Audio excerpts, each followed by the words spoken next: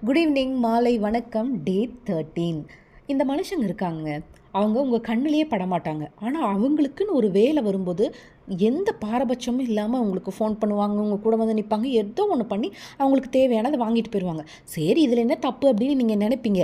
உங்களுக்கு ஏதாவது ஒரு ஹெல்ப்போ ஏதாவது உதவியோ தேவைப்படும் போது அவங்க பண்ண மாட்டாங்க. ஆனால் அவங்களுக்குள்ளே ஏதாவது சண்டை வந்திருந்தாலும் சரி, நீங்கள் பேசிக்காமல் இருந்தாலும் சரி, அதை பற்றியெல்லாம் அவங்களுக்கு வருத்தமே கிடையாது. அவங்களுக்கு ஒரு வேலை நடக்கணும் அப்படின்னா கண்டிப்பாக உங்ககிட்ட வந்து நிற்பாங்க. நீங்களும் எந்த வருத்தமும் இல்லாமல் பண்ணி கொடுப்பீங்க.